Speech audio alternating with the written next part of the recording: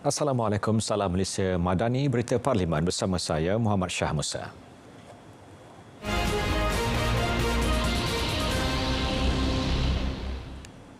Pada sesi perbahasan usul menjunjung kasih titah diraja, isu kestabilan politik dan penggubalan undang-undang antara dibahaskan. Ahli Parlimen Podison, Dato' Sri Aminuddin Harun berkata, kestabilan politik negara menjadi kunci utama untuk negara berdepan situasi ekonomi dan sebagai ahli Dewan Rakyat, fungsi menggubal dasar dan undang-undang perlu dijalankan dengan baik. Menurut Datuk Seri Aminuddin, lebih 140 undang-undang lapuk perlu disemak semula bagi memastikan undang-undang dapat dilaksanakan bersesuaian keadaan semasa.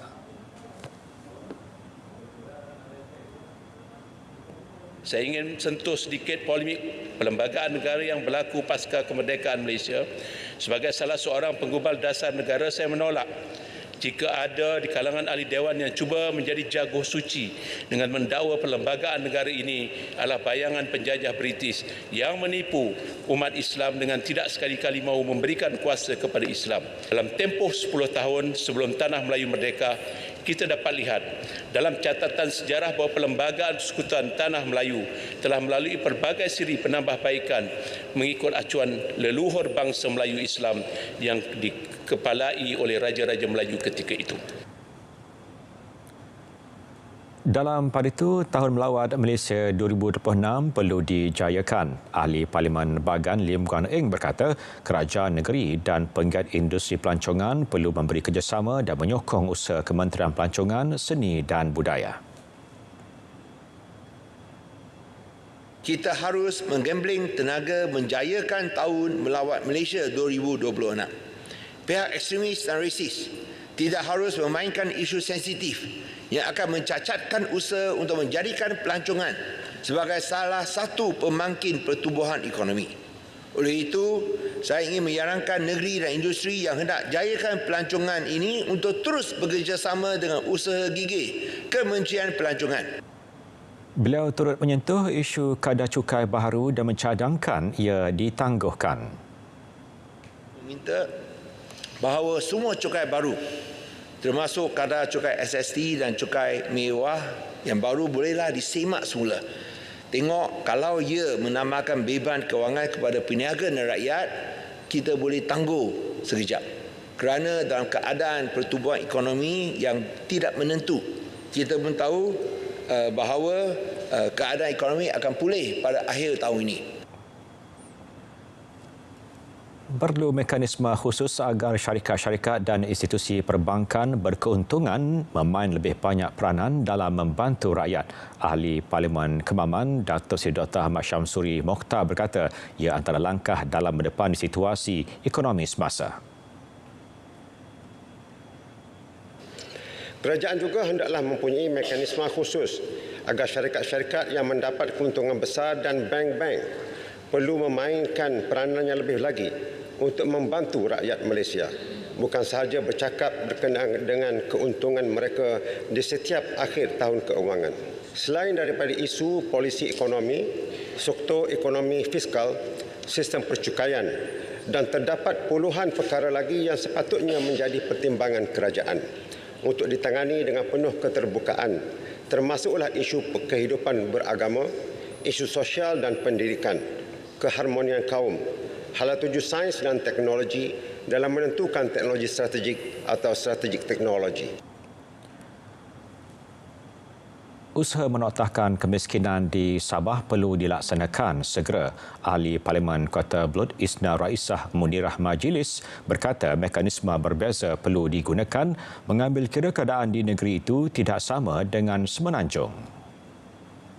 Saya berpandangan terdapat keperluan segera untuk kerajaan mengguna pakai indeks atau ukuran kemiskinan multidimensional poverty, memandangkan keadaan kemiskinan di antara Semenanjung dan wilayah Borneo sangat berbeza.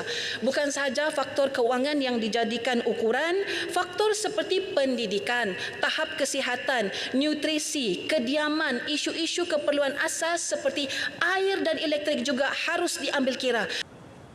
Tambahnya, di Sabah jumlah penduduk miskin negara adalah lebih 100,000 orang membabitkan 22,510 ketua isi rumah.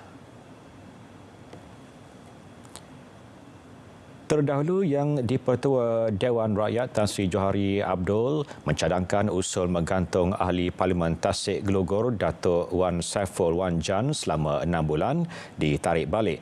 Ia selepas Ahli Parlimen tersebut membuat permohonan maaf.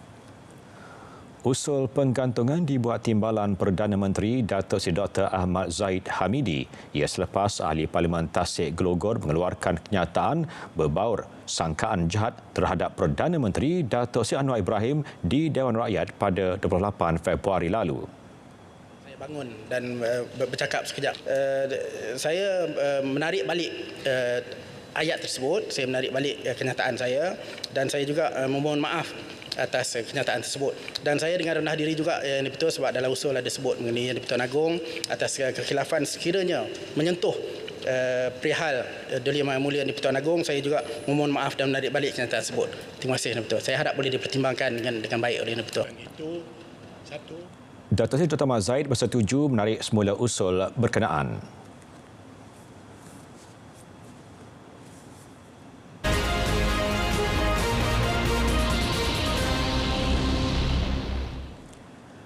Satu perundangan baru sedang digubal bagi melaksanakan cukai barangan bernilai tinggi pada kadar 5 dan 10%. Menteri Kewangan II, Datuk Seri Amir Hamzah Azizan berkata, ini bertujuan memperkukuh kedudukan kewangan negara mampan agar dapat menyokong agenda pembangunan dan kesejahteraan rakyat.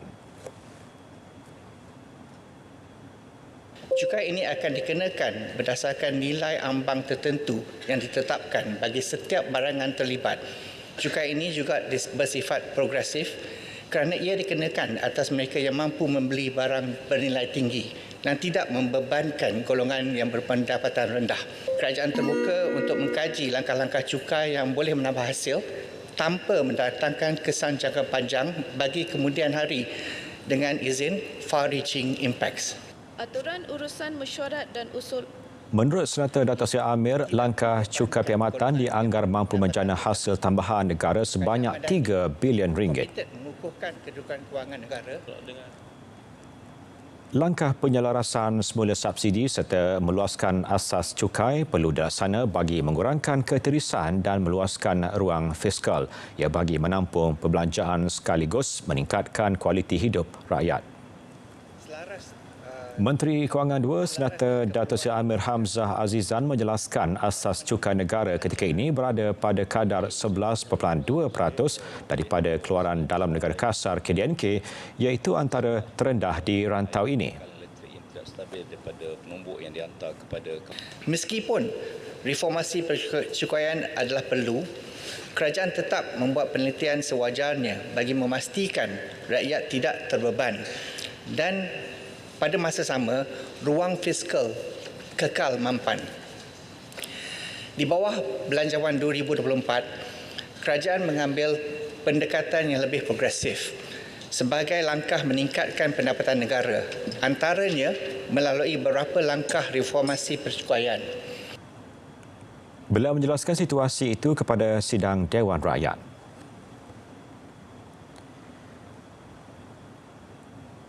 Menteri Ekonomi Rafizi Ramli menyeru orang ramai supaya mendaftar segera serta mengisi maklumat pendapatan dan perbelanjaan isi rumah masing-masing secara terperinci di pangkalan data utama ataupun padu sebelum 31 Mac ini. Ia bagi membolehkan kerajaan mengenal pasti situasi sosioekonomi rakyat dengan lebih jelas berasaskan pendapatan.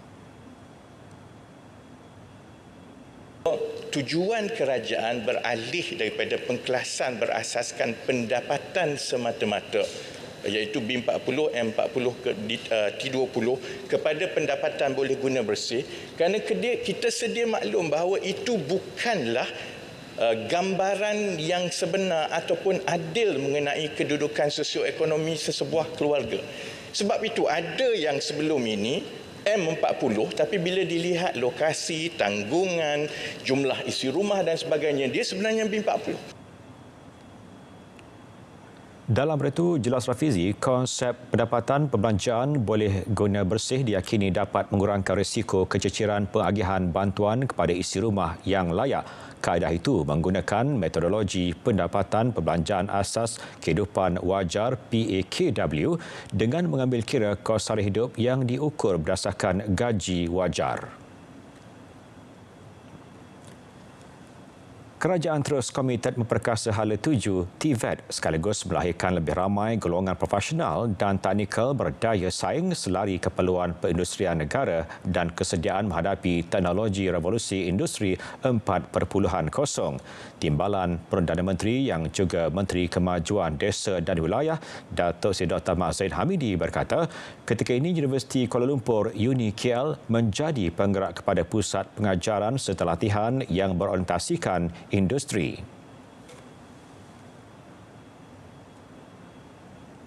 Kerajaan amat menyokong pembangunan dan perluasan pusat-pusat latihan TVET sebagai teaching factory dengan izin. Pelaksanaan konsep teaching factory ini merupakan sebahagian inisiatif model Industry Based Education and Training atau IBET, iaitu pendidikan dan latihan yang berpaksikan kepada institusi TVET sebagai pusat pengajaran dan pembelajaran berorientasikan industri. Beliau menjawab pertanyaan Ahli Parlimen Pekan Datuk Seri Sheikh Muhammad Fuzi Sheikh Ali. Perkhidmatan perubatan terus diperkukuh terutama melibatkan bidang pembedahan kardiotorasik.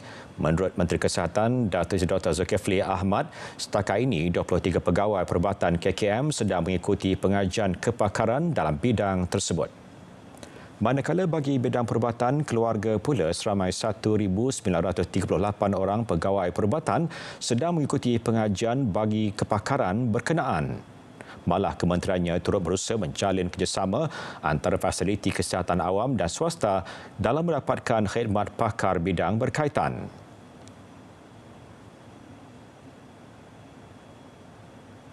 Kita punya 14 kardiotorasik surgeon yang berkhidmat di fasiliti-fasiliti kesihatan fasiliti Kementerian Kesihatan Malaysia KKM ya, dan juga kita punya 7 cardiac center. Daripada 10 yang ada cardiology services, hanya 7 daripada itu ada cardiothoracic surgery services.